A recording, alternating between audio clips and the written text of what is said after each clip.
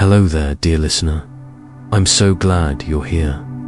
It's time to settle in, slow your thoughts, and allow the world outside to quieten. Whether you're tucked under a cozy blanket or letting the soft night air lull you to rest, you've found the perfect place to wander gently through time. Asterisk, tonight, we won't be chasing grand battles or famous kings. No, this evening, we're going to take a slower path, down forgotten roads, into quiet valleys of history, to visit ancient cultures the textbooks often skip, lost civilizations, small tender threads in the great fabric of human time whose stories have drifted softly into the past.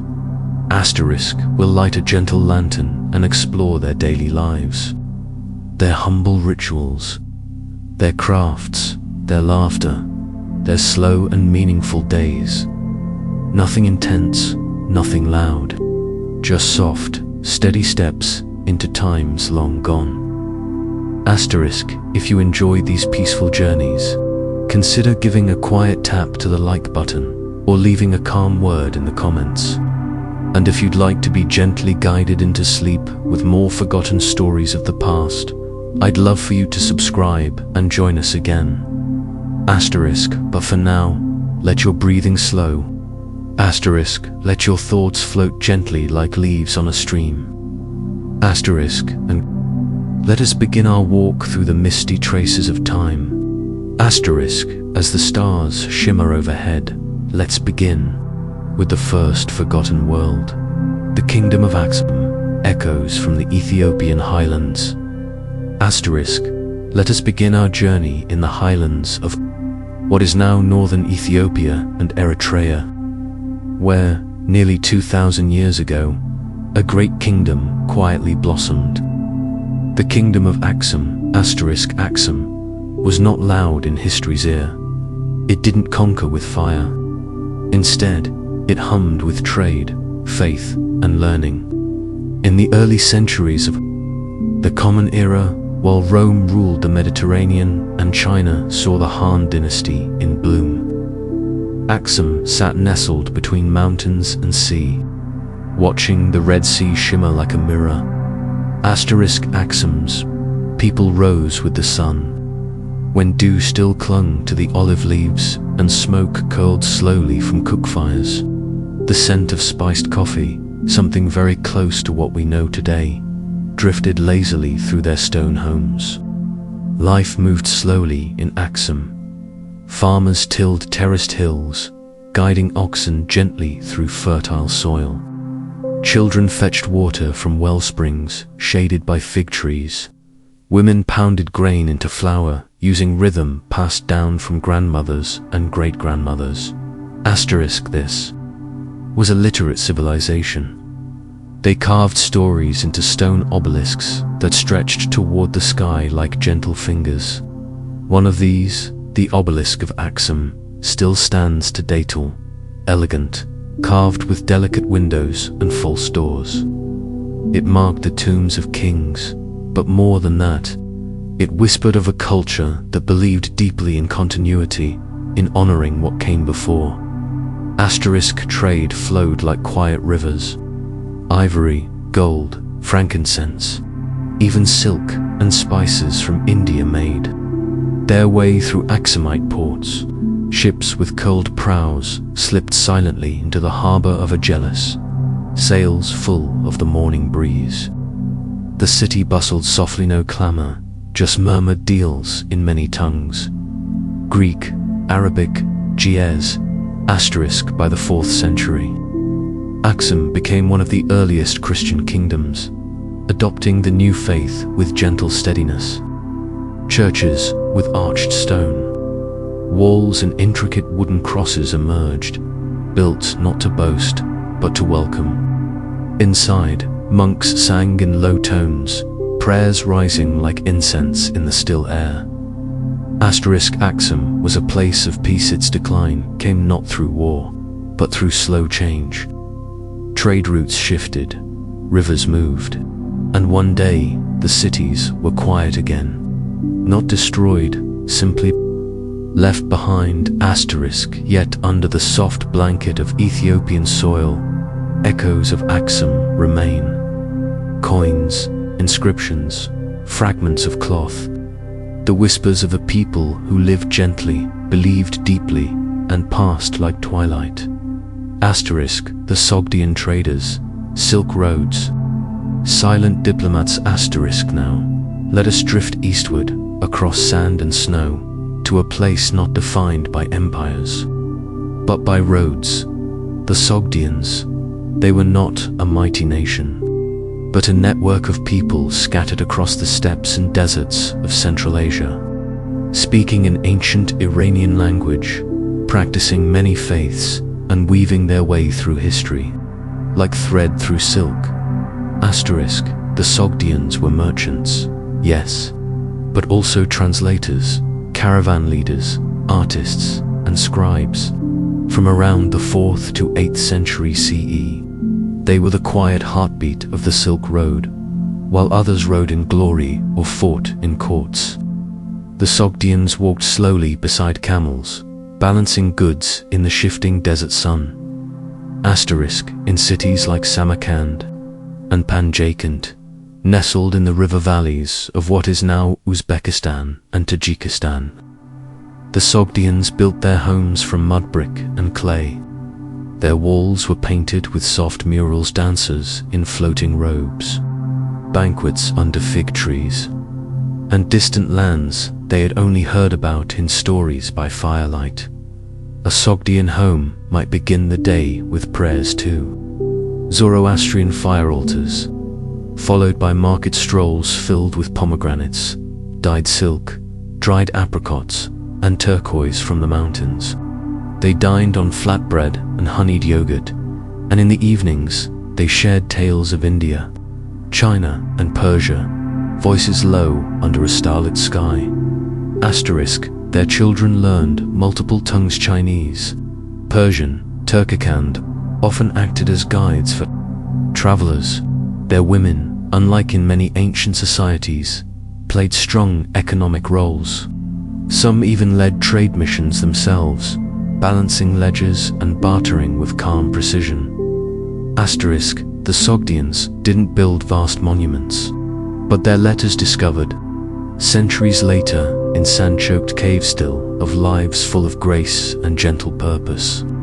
One such letter speaks of a woman waiting for word from her husband, counting days under the desert sun, her words aching softly through time.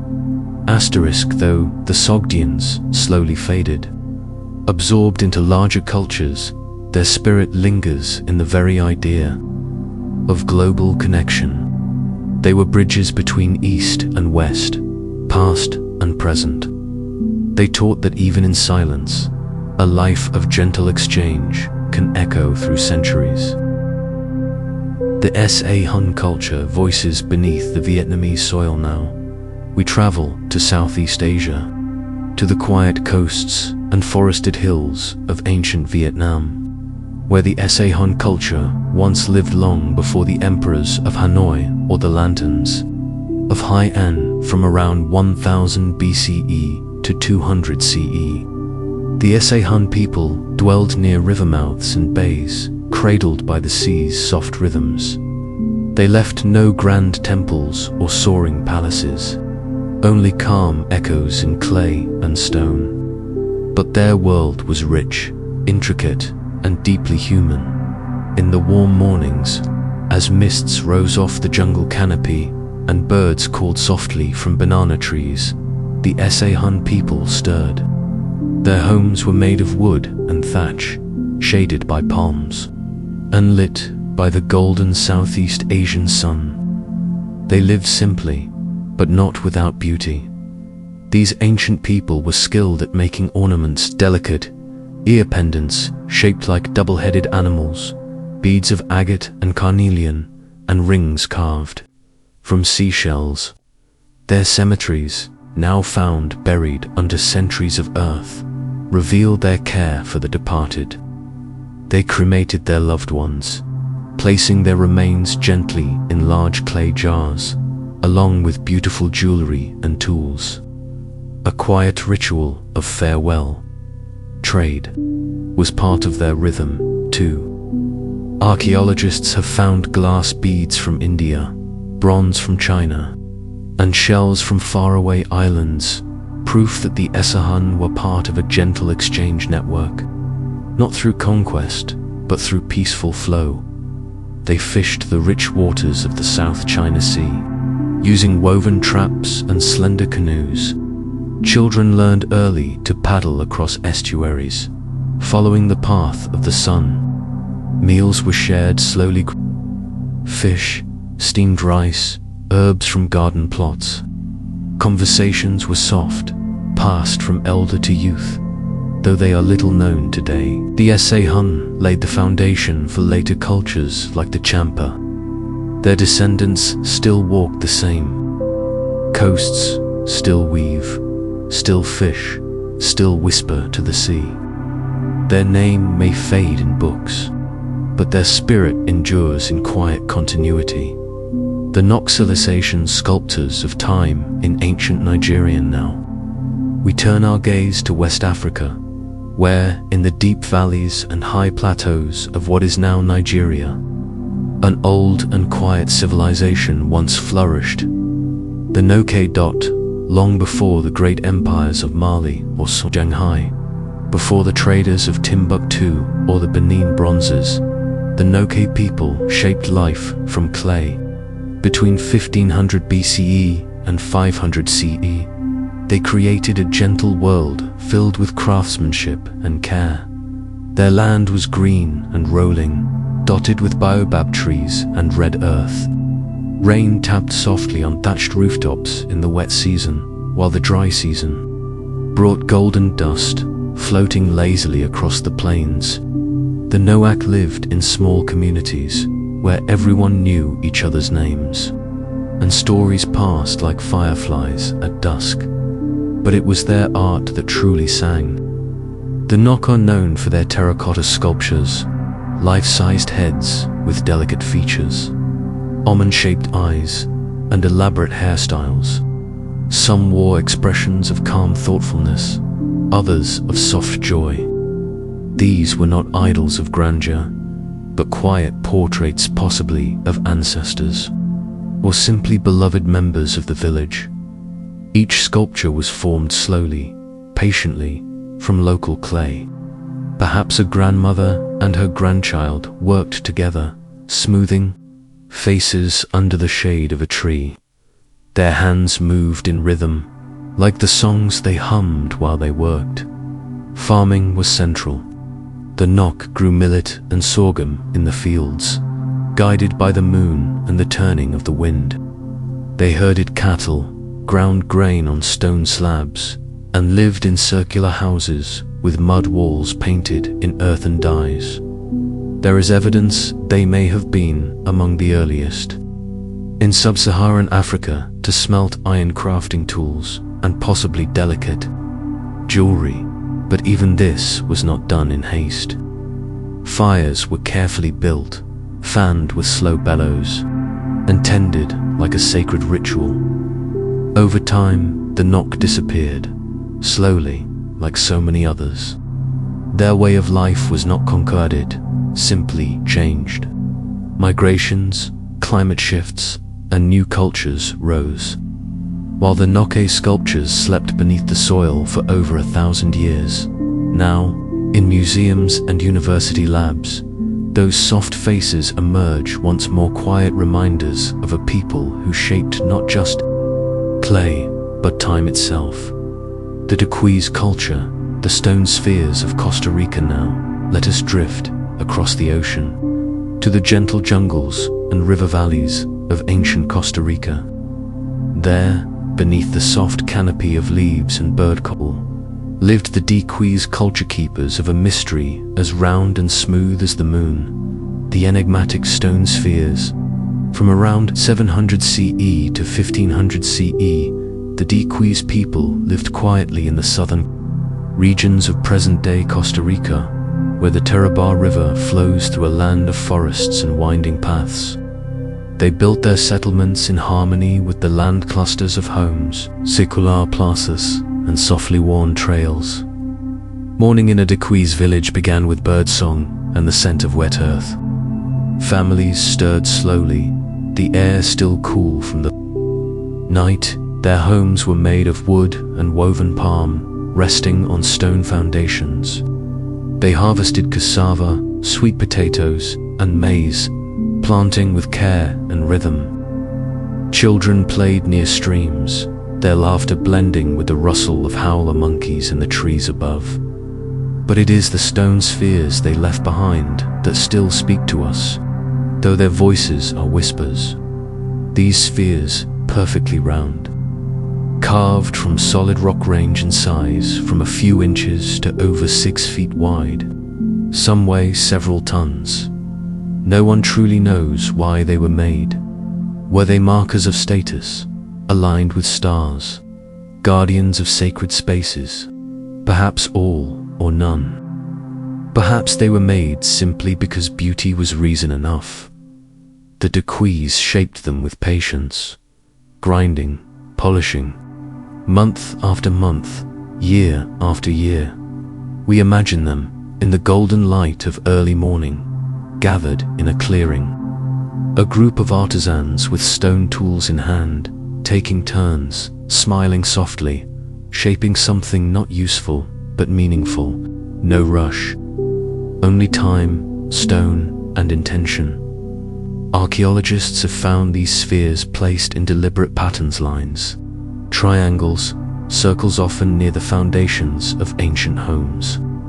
The placement was not random, but filled with purpose, lost to time. And yet, even in that silence, there is peace. The spheres endure, weathered by rain and wind, but still whole, still waiting. The Dequees culture, like so many others, was eventually touched by outside forces. The arrival of the Spanish in the 16th century changed everything. And so, the Dequees faded, not in fire, but in the soft turning of time's wheel. Today, the stone spheres rest in museum gardens, hidden groves, and grassy fields, half-sunken, moss-covered, but calm, watching stars rise, as they always have. A mystery, yes, but also a gift. And now, dear listener, we have wandered slowly through 5 forgotten corners of the ancient world. We walked among the tall obelisks of Axum, where early Christian monks once whispered their prayers beneath stars. We traveled with the soft-spoken Sogdians, weaving through the Silk Road with camels and calm conversation. We met the S.A. Hun, lighting fires near the sea, placing offerings with care inside clay jars. We stood with the nut cans, dusty with earth, shaping faces in clay to honor lives and memories. And we sat quietly beside the decreased stone spheres, feeling the deep patience of those who crafted time into shape. These were not civilizations of conquest or spectacle. They were communities of balance, of quiet ritual, of long, slow days, and shared traditions. Their names may not be shouted in history books, but in their stillness, they have much to tell us. They remind us that greatness is not always loud, that human beauty exists in the pause, the pattern, the passing cup of tea, the worn path from field to hearth, that a good life may be lived not in monument, but in motion, in music, in meaning. As your eyes grow heavier, and your thoughts drift gently like old leaves in a stream, I hope these stories stay with you, soft and slow. Let them settle in the back of your dreams, like gentle embers glowing. And if you'd like to visit more such worlds with us, quietly, peacefully, please feel free to like or subscribe, or leave a calming thought in the comments. But for now, you've done enough. You've traveled far. Rest now, close your eyes, and let the past keep watch. Good night.